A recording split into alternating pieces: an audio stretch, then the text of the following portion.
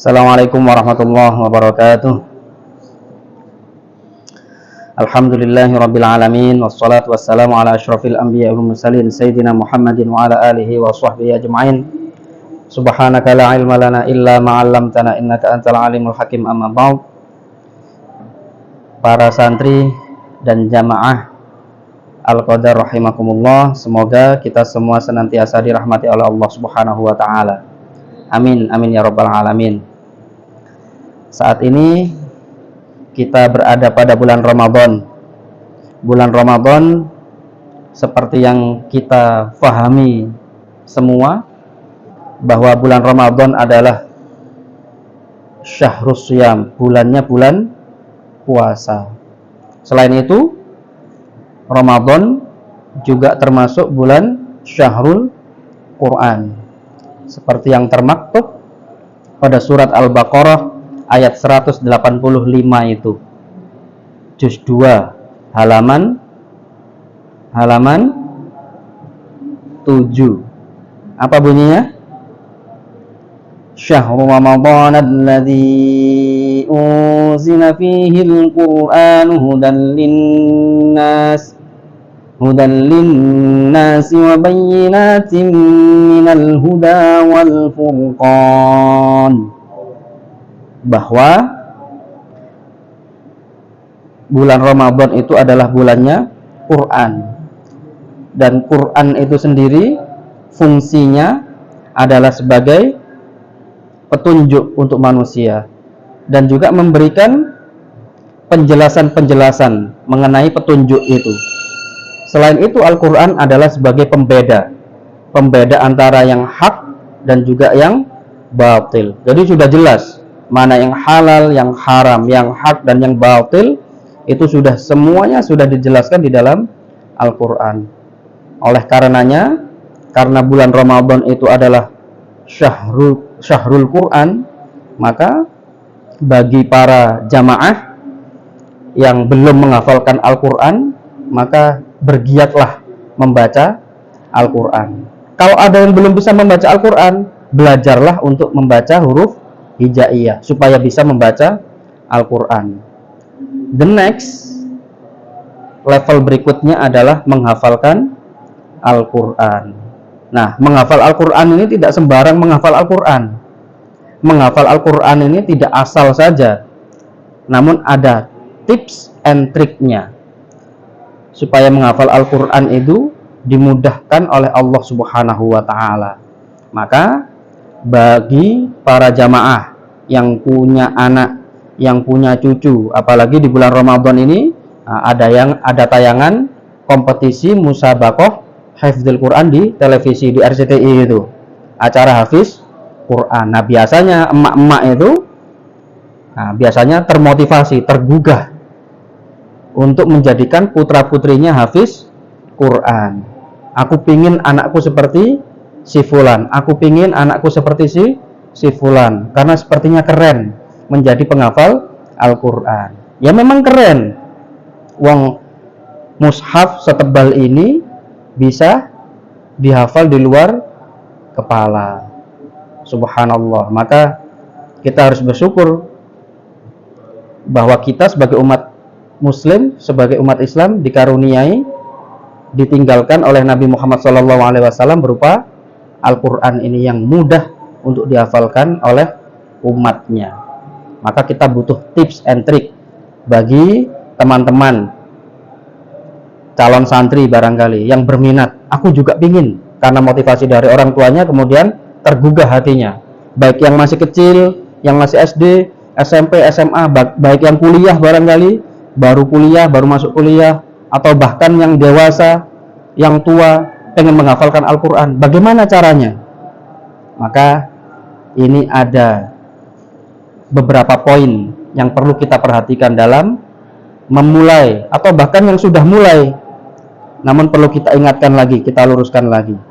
Yang pertama adalah, tips and trick yang pertama adalah meluruskan niat dan juga menguatkan tekad bahwa menghafal Al-Quran itu adalah lillahi ta'ala, hanya untuk Allah. daftar menjadi keluarganya Allah Subhanahu wa taala, bukan untuk dunia. Nah, kalau teman-teman mahasiswa itu biasanya menghafal Al-Qur'an karena pengen dapat beasiswa. Terlalu kecil kalau kita menghafal Al-Qur'an untuk beasiswa. Begitu juga sekarang. Yang SD, yang SMP, SMA, bahkan yang tidak mondok, namun menghafalkan di rumah-rumah tahfidz, di masjid-masjid, itu Masya Allah, sudah banyak sekali keberkahan yang diperoleh. Padahal belum hafal 30 juz. Namun keberkahan itu sudah mulai dirasakan. Dengan apa? Dengan banyaknya bantuan yang diberikan oleh pemerintah. Jadi kalau hafal 3 juz, 4 juz, 5 juz, asal mendapatkan syahadah, mendapatkan rekomendasi dari tempat di mana ia menghafal Al-Quran, maka ia mendapatkan bantuan beasiswa. Maka jangan sampai kita pengen menghafalkan Al-Quran karena pengen dapat beasiswa. Jangan. Luruskan niat kita menghafal Al-Quran karena Allah Subhanahu wa ta'ala, lillah, mendaftarkan diri sebagai jundullah, sebagai ahlullah, sebagai pasukannya Allah, sebagai keluarganya Allah, wa khosotuh, yang khusus, yang VVIP. Jadi nggak kaleng-kaleng. Penghafal Al-Quran itu bukan hanya keluarganya Allah yang biasa, namun yang VVIP. Maka rugi kalau kita menghafalkan Al-Quran itu niatnya hanya semata untuk mendapatkan harta dunia. Rugi. Tidak sebanding. Terlalu ringan, terlalu sedikit jika kita niat menghafalkan Al-Quran karena itu. Meskipun seperti kami dulu di pesantren, wasilah motivasi menghafalkan Al-Qurannya itu sangat sepele. Karena di pondok itu kiai sangat mengistimewakan penghafal Al-Quran. Jadi kalau di pondok dulu itu santri biasa yang tidak menghafal Al-Quran itu lauknya hanya satu, hanya tahu satu dan kerupuk satu. Tapi kalau penghafal Al-Quran yang anak-anak hufat, anak-anak tahfidz, anak-anak hafalan itu mendapatkan tahunya 2, kerupuknya juga 2. Makanya karena wah kayaknya enak ini jadi penghafal Al-Quran, karena dapat tahu 2 dan mendapatkan kerupuk 2. Akhirnya kami ikut menghafalkan Al-Quran perkara tahu dan kerupuk, mendapat wasilah dari tahu dan kerupuk. Itu kalau masih kecil tidak apa-apa. Sama dengan para santri di Al-Qadar ini yang masih kecil-kecil, seperti putra kami barangkali masih umur 5 tahun menghafalkan Al-Quran. Nah, dirayu, ayo nduk menghafalkan Al-Quran. Nanti kalau sehari saja bisa menghafalkan 3 baris, maka nanti oleh ayah, oleh bunda, oleh abah, abi, umi diberikan hadiah. Sangu misalkan yang biasanya 5.000 karena menghafalkan Al-Quran dijadikan 10.000. Nah, itu boleh saja kalau masih kecil.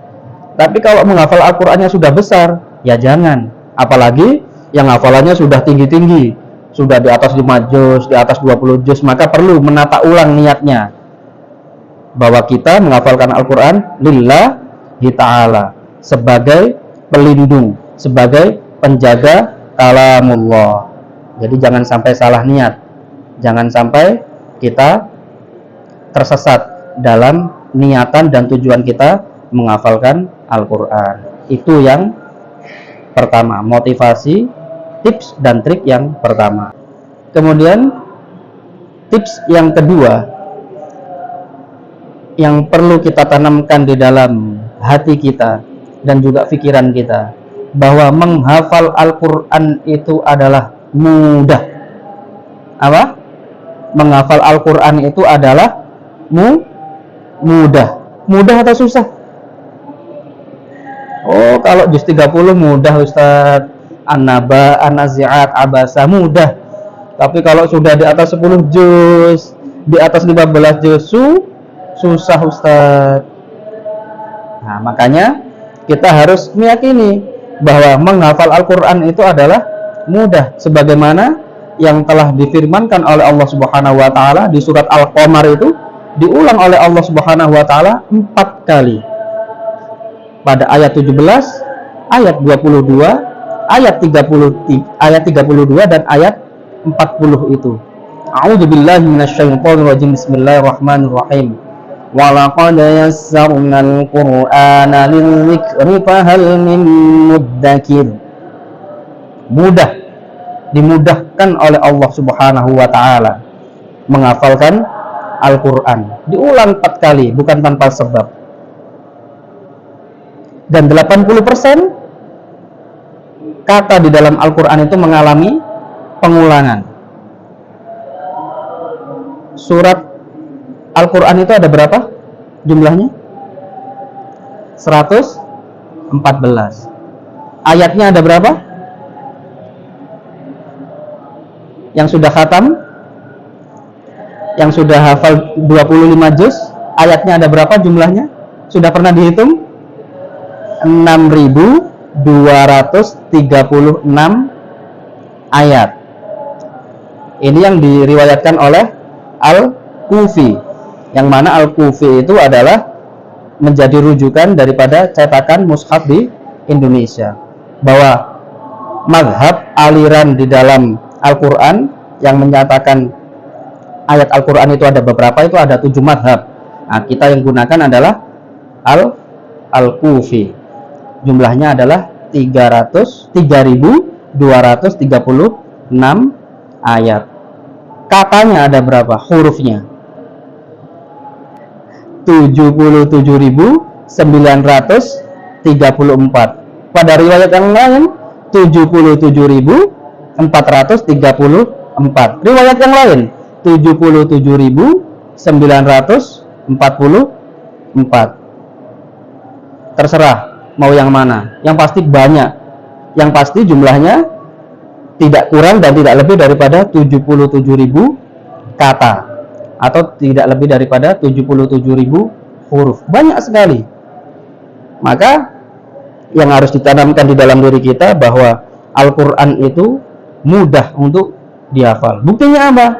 Buktinya di sini puluhan santri, ratusan santri yang hanya di sini saja, yang di lain, di tempat yang lain, di pesantren yang lain banyak sekali, puluhan ribu, ratusan ribu, bahkan jutaan penghafal Al-Quran di Indonesia ini, belum di dunia. Maka sudah dijamin oleh Allah Subhanahu wa taala bahwa Al-Quran itu dimudahkan.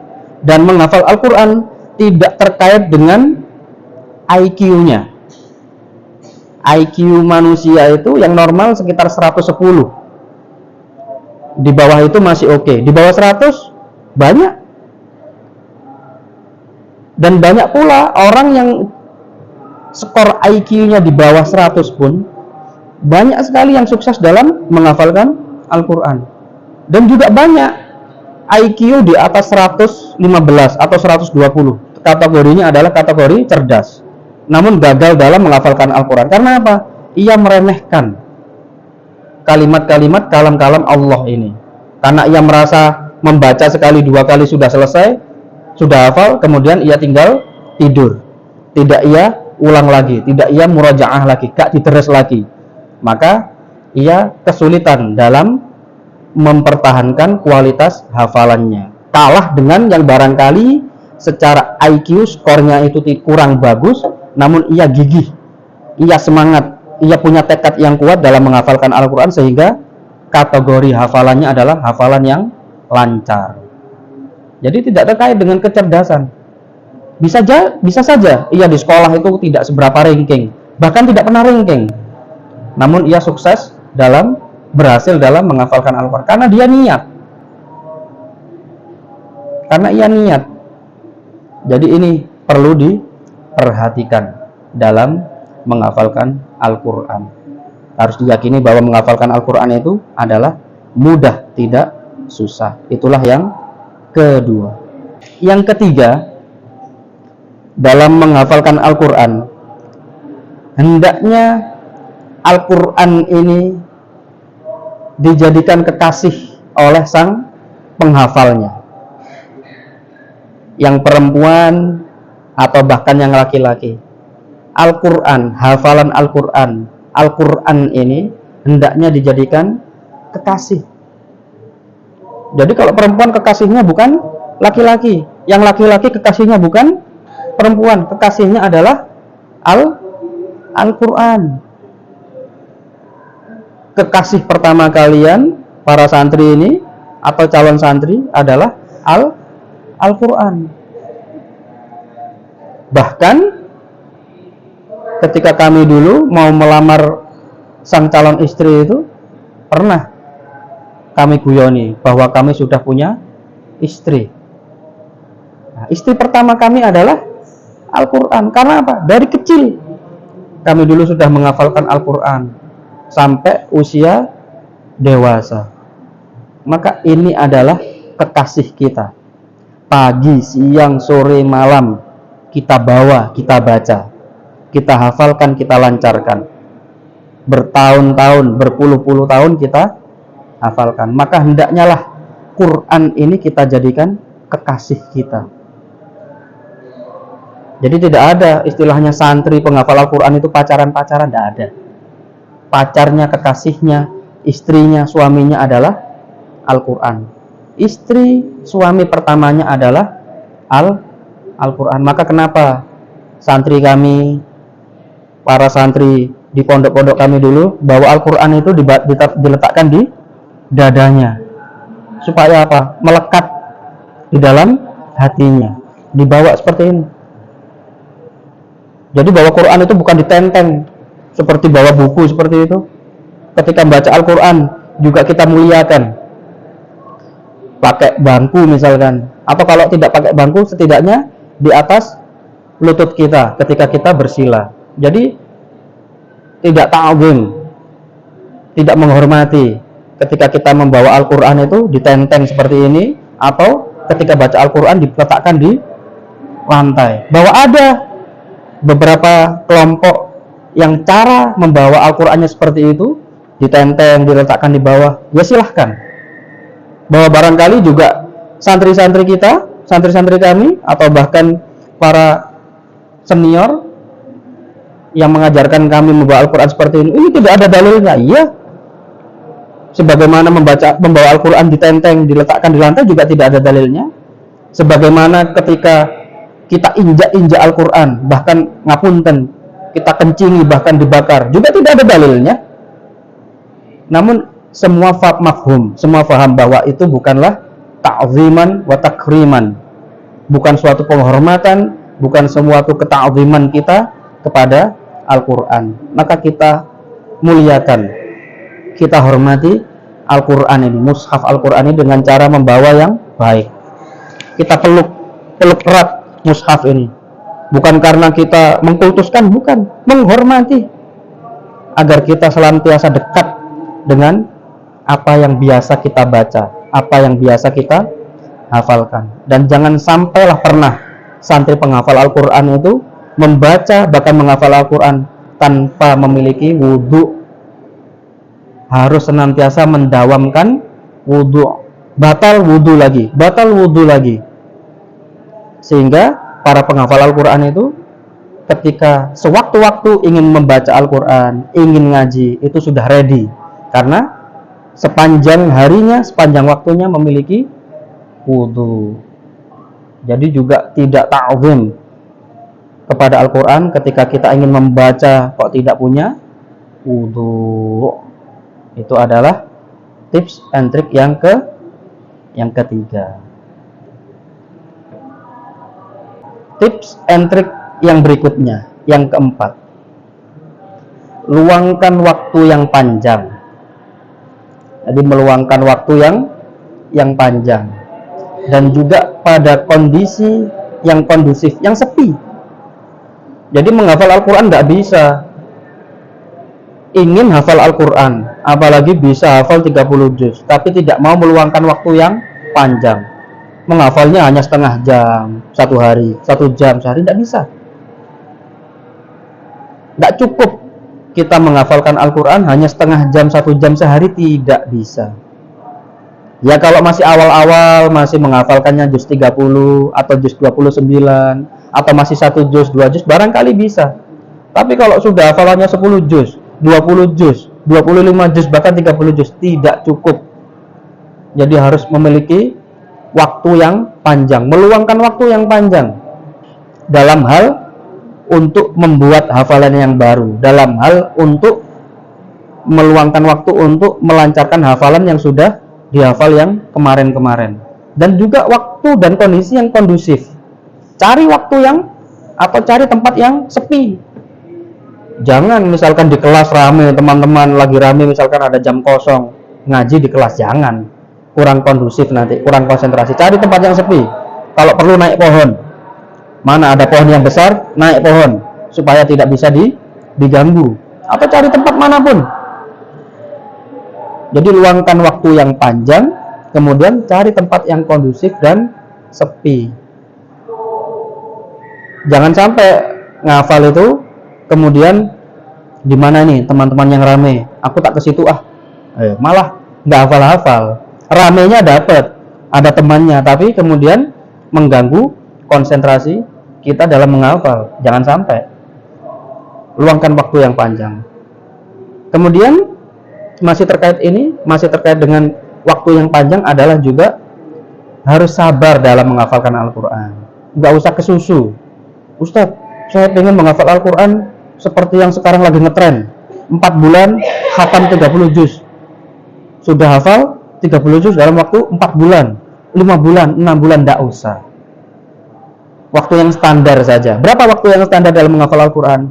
Waktu yang standar kalau santri di pesantren itu biasanya 3 tahun, udah standar. Yang kurang standar ya 6 tahun, ya. Yang kurang standar lagi 9 tahun, dan itu tidak ada masalah. Nabi Muhammad SAW menyelesaikan hafalan Al-Qurannya, menyelesaikan wahyu dari pertama sampai terakhir selama 23 tahun. Tapi kalau santri menghafalkan Al-Quran di pondok selama 23 tahun ya kelamaan. Tapi artinya ini tetap menjadi motivasi kita, Mbak. Barangkali ada calon penghafal Al-Quran yang tidak mondok tapi ingin menghafalkan Al-Quran di rumah-rumah tahfidz, barangkali yang sudah dewasa, yang sudah tua, barangkali tidak apa-apa. Kanjeng Nabi baru menghafalkan Al-Quran usia 40 tahun. Jadi barangkali masih ada ini jamaah yang usianya 45 tahun, 50 tahun, tidak masalah. Bismillah, nawaitu lillahi ta'ala, saya ingin menghafalkan Al-Quran. Daftar dulu menjadi penghafal Al-Quran, menjadi ahlullah, menjadi keluarganya Allah. Meskipun nanti 10 tahun kok ternyata baru 1 juz, tidak ada masalah. Banyak para sahabat Nabi itu yang juga tidak atau belum menyelesaikan hafalan Al-Qur'annya. Tidak semuanya selesai hafalan 30 juz. Maka bersabar dalam menghafalkan Al-Qur'an. Tidak usah terburu-buru, gak usah kesusu. Yang standar saja, 3 tahun oke, 4 tahun oke, 5 tahun oke, 6 tahun oke, tidak masalah. Yang penting jangan sampai 50 tahun kelamaan. Nah, kalau mulainya 40 tahun, selesainya 50 tahun, berarti usianya 90 tahun. Ya nggak apa-apa. Yang penting masih berniat untuk menyelesaikan, berniat untuk menghafalkan Al-Qur'annya hingga khatam 30 juz. Meskipun nggak selesai 30 juz itu juga tidak apa-apa. Yang penting sudah mempunyai azam, sudah mempunyai niat yang kuat dalam menghafalkan Al-Quran. Itu adalah tips and trik menghafalkan Al-Quran yang keempat.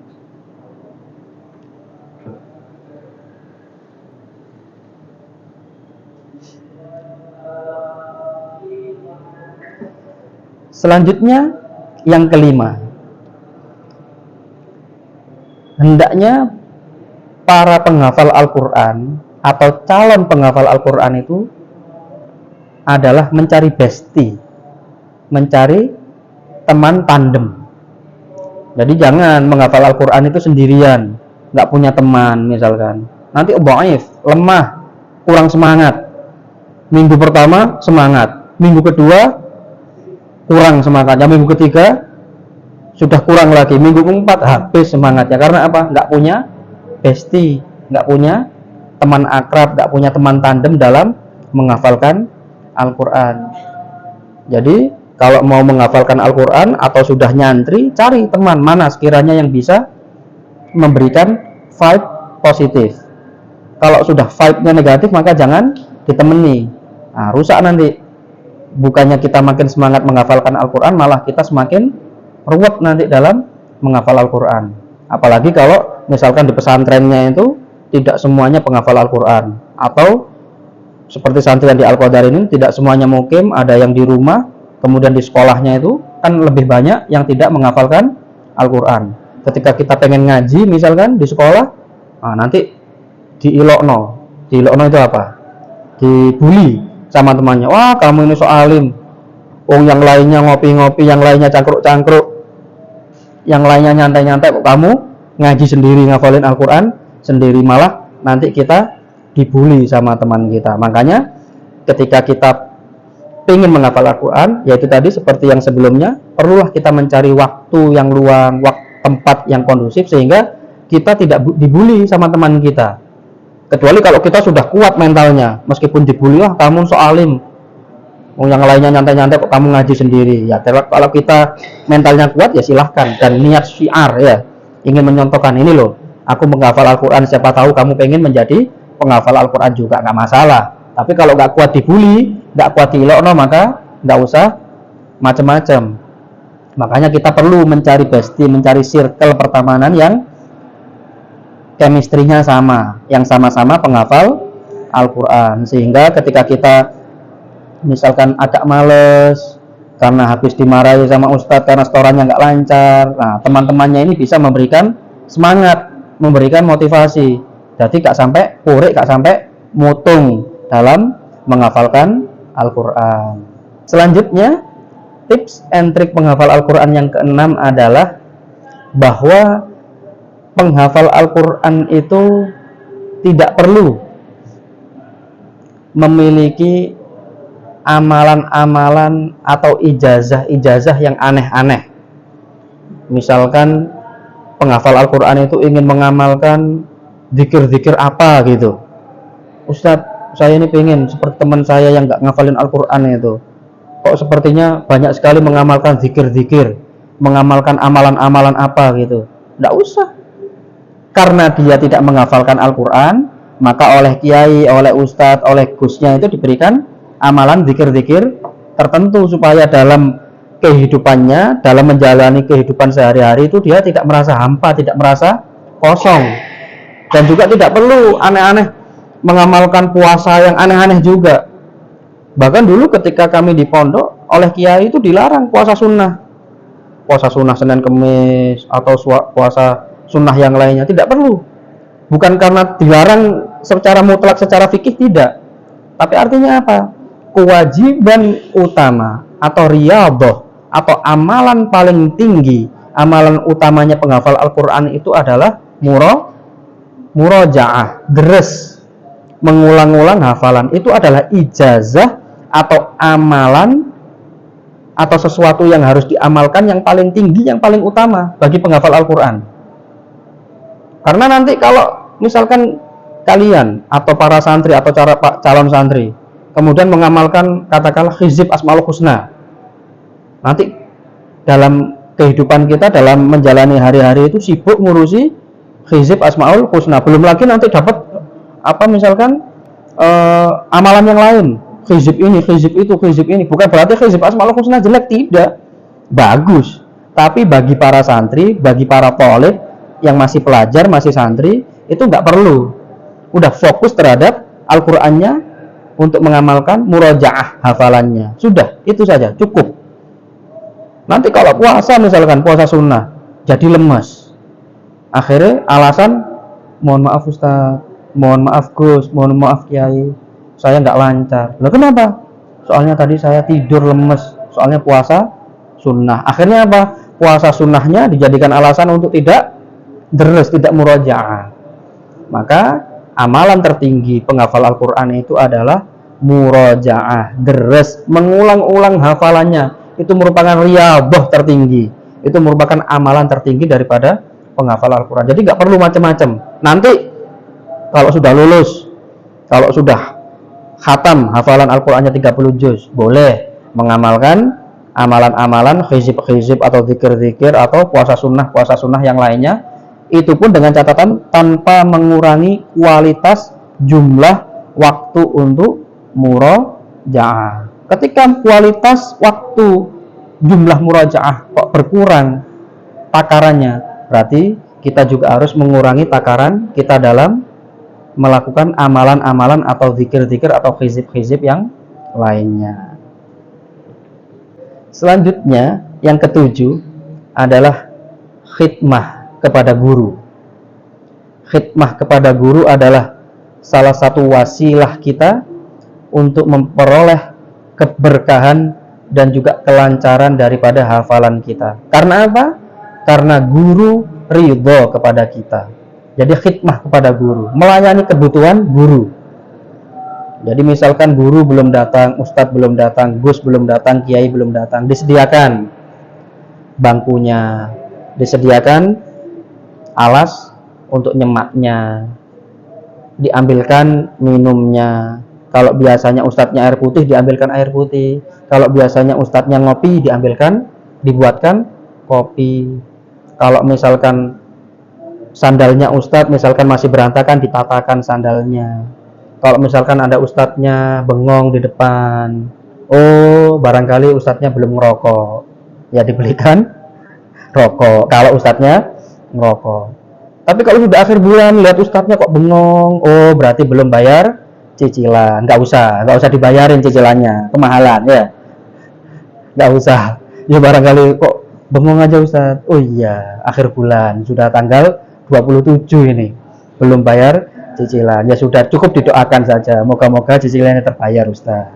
Itu nggak usah nanti sok-sokan saya pengen khidmah sama guru, sangunya aja pas-pasan kok pengen bayarin cicilan, nggak usah. Tapi nanti kalau santri sudah keluar, sudah bekerja, sudah sukses, wah masya Allah boleh belikan ustadznya mobil, belikan ustadznya motor, belikan ustadznya rumah, boleh, sangat boleh.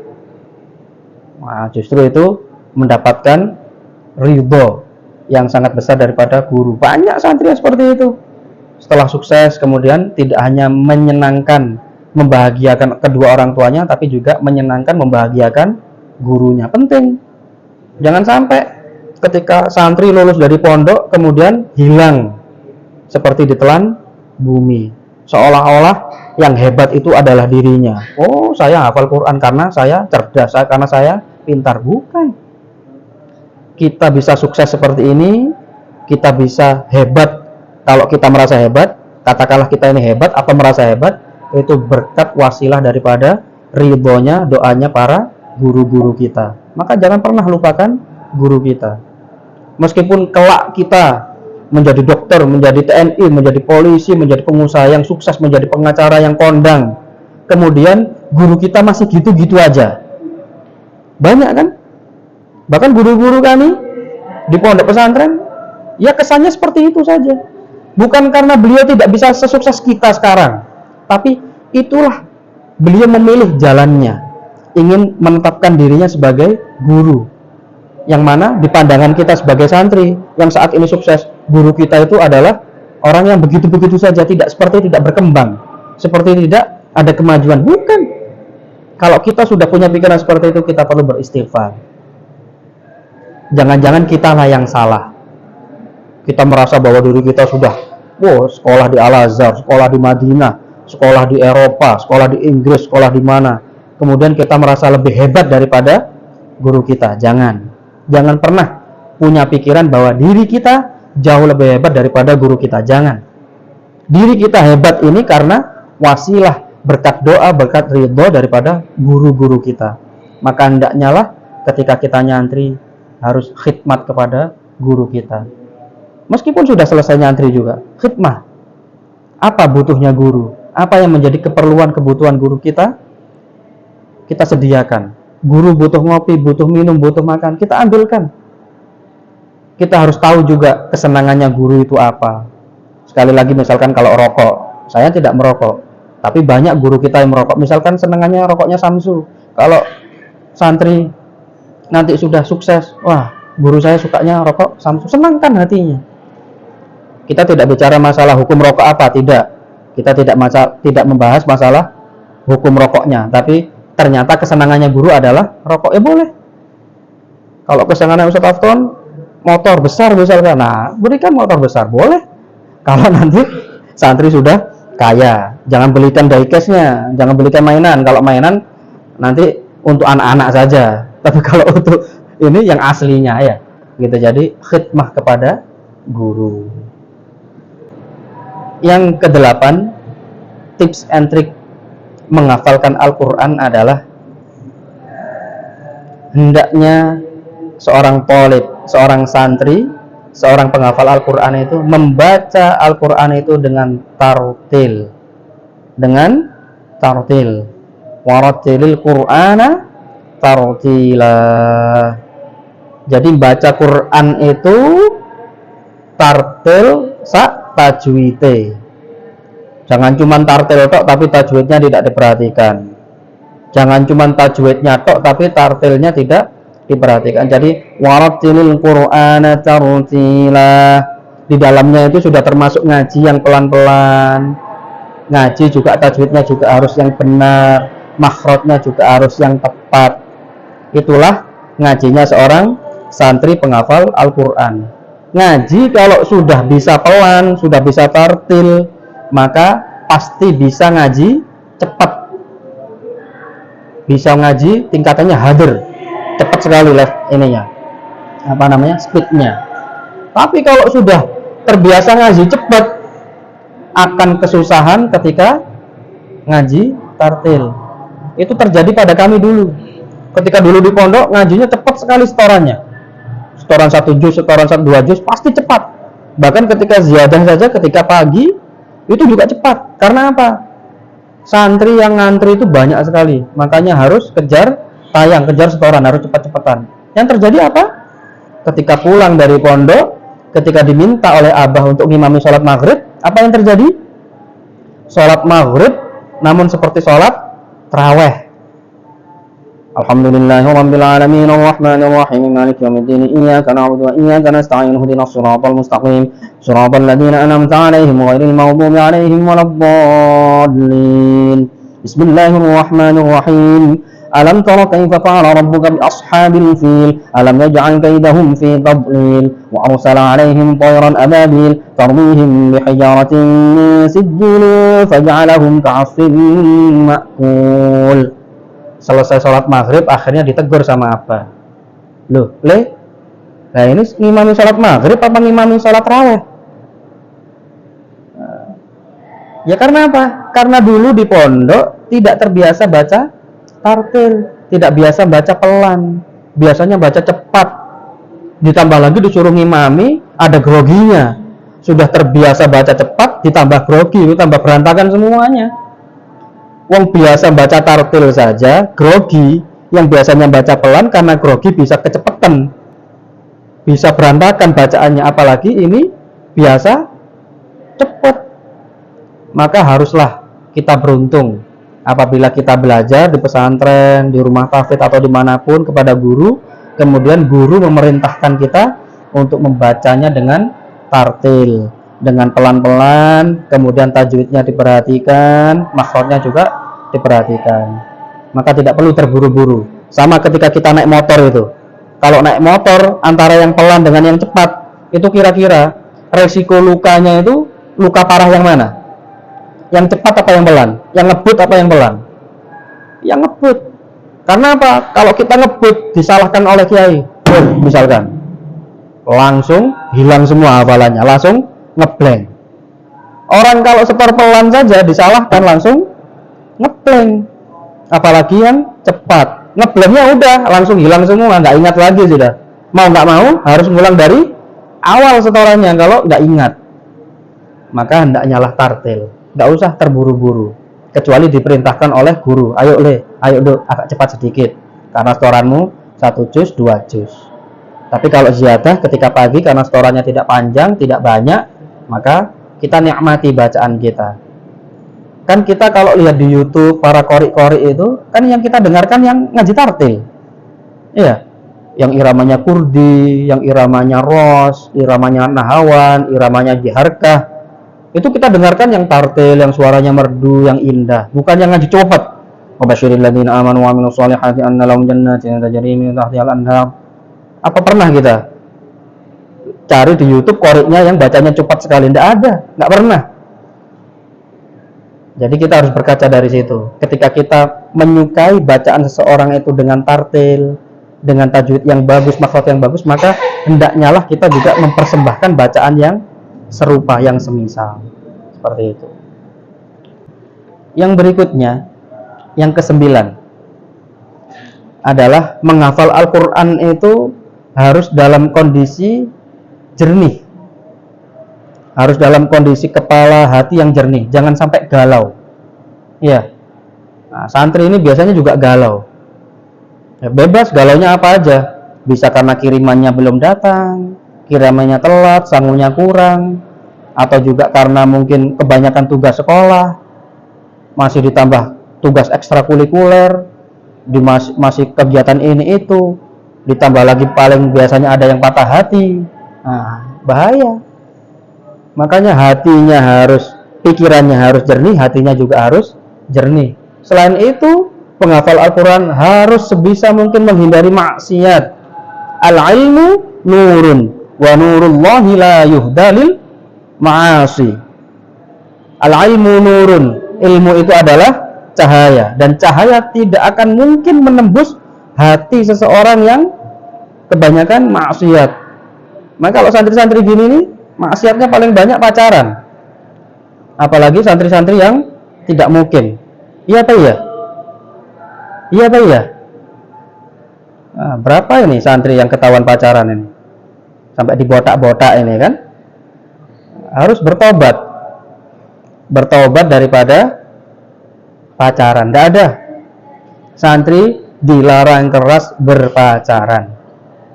Loh Ustaz, saya ini kan laki-laki normal, masa nggak boleh suka sama akhwat? Kalau suka boleh, yang akhwat juga boleh suka sama yang ikhwan yang laki-laki, boleh kalau sekedar suka. Tapi kalau sudah menjalin komunikasi, apalagi di WA, apalagi sampai ketemuan, nah disitulah peran syaitonir rajim menghantui pikiran dan hati kita. Waspadalah, waspadalah. Kita harus kembali ke poin yang ketiga itu. Jadikanlah Al-Quran sebagai kekasih. Kekasih kita adalah Al-Quran. Maka saya berpesan kepada para santri dan calon santri, para penghafal Al-Quran tidak usah takut tidak dapat jodoh. Pasti sold out, dijamin. Yang jelek saja sold out, apalagi yang cantik. Jadi nanti masing-masing santri ini kaca, cari kaca yang besar, jangan yang kecil. Kira-kira saya ini cantik apa jelek? Kira-kira saya ganteng atau jelek misalkan? Oh saya jelek, oh tenang, pasti sold out. Kan penghafal Al-Quran, ahlullah wa khosoh, keluarganya Allah yang khusus. Masa iya sih nggak dicarikan jodoh, tidak dicarikan pasangan yang baik untuk kita? Jangan khawatir, pasti sold out. Jadi nggak perlu pacaran-pacaran, nggak perlu. Wes cukuplah kita beribadah, kita bermunajat, kita menghafalkan Al-Quran di barisan terdepan dalam menjaga Al-Quran. Pasti diperhatikan oleh Allah Subhanahu Wa Taala. Nggak perlu khawatir. Nggak ada kok penghafal Al-Quran yang jomblo, itu nggak ada. Penghafal Al-Quran yang nggak punya jodoh, nggak punya suami, nggak punya istri, nggak ada. Kalau yang cerai mungkin ada, tapi yang jomblo itu nggak ada. Makanya nggak usah khawatir, nggak usah gopung golek pacar, nggak usah. Selain nggak boleh, juga kita harus menghindari maksiatnya pacaran. Hafalan Al-Quran itu seperti hewan unta yang diikat. Kalau kita mengikat hewan unta ini, maka dia tidak akan pergi.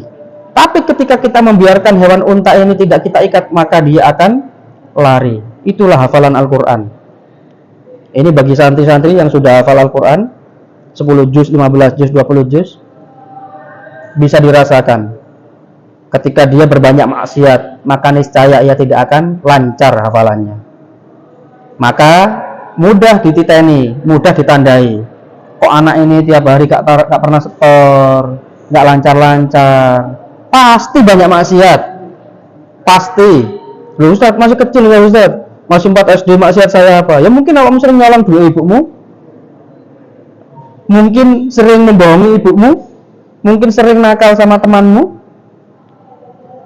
maka harus sering mengistighfari diri sendiri.